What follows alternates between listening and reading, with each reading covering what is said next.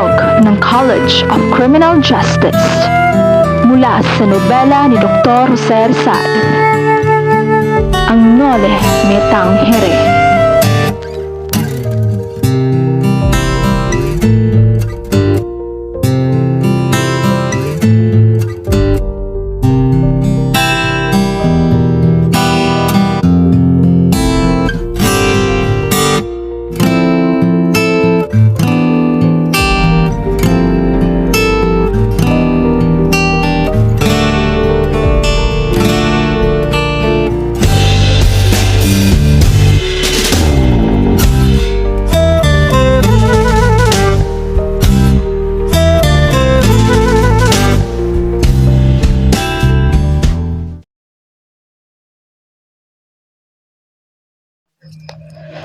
Dinaraanan ng kalesang sinasakyan ni Ibarra ang masayang pook ng Maynila.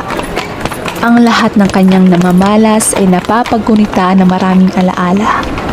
Mga kalesa at karumatang paruot parito, mga tao'y may kanya-kanyang kasuotang Europeo, Chino at Filipino. Mga babaeng naglalako ng mga bungang kahoy, mga lalaking hubad na nagpapasan, restaurant, at pati mga karitong hila na nagbabagal na kalabaw. Naraanan din niya ang ilang bilanggong nakatanikala at nagpipiso ng mga bato. Naaalala tuloy niya ang pangyayaring sumugat sa kanyang alaala nung siya'y 11 taong gulang pa lamang. Nakita niya ang isang bilanggong patay na nakabulagta sa ilalim ng kariton at sa malapit ay 2 bilanggo ang pagpatuloy sa paggawa. Pagdaan sa San Gabriel, nakita niya ang punong talisay na lalo pang naging bansot. Ang eskolta sa tingin niya ay lalo pang pumangit. Nakita niya ang magagarang sasakyang lula ng mga kawaning inaantok sa pagpasok.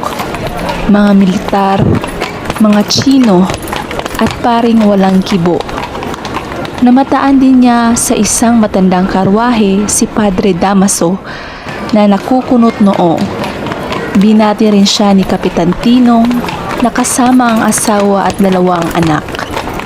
Nakita rin niya ang paggawaan ng tabako na nakapagpaalala sa minsan niyang pagkahilo dahil sa amoy ng tabako. Ang lahat ng magagandang alaala ay napawi ng maparaan sila sa Harding Botaniko. Naaalala niya ang Harding Botaniko sa Europa na umakit sa maraming tao.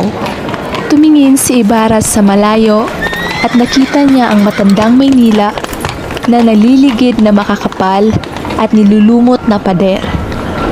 Napatingin din siya sa Bagong Bayan at naaalala niya ang bilin ng kanyang gurong pari bago siya umalis ng Europa. Ang karunungan ay para sa tao. Huwag mo kalilimutang natatamo lamang ito ng mga may puso. Ginto ang sinasadya ng mga banyaga sa inyong bayan, kaya pumakaroon ka rin sa kanilang bayan upang tumuklas din ng ginto. Gayunman, unawain mong hindi lahat ng kumikinang ay ginto.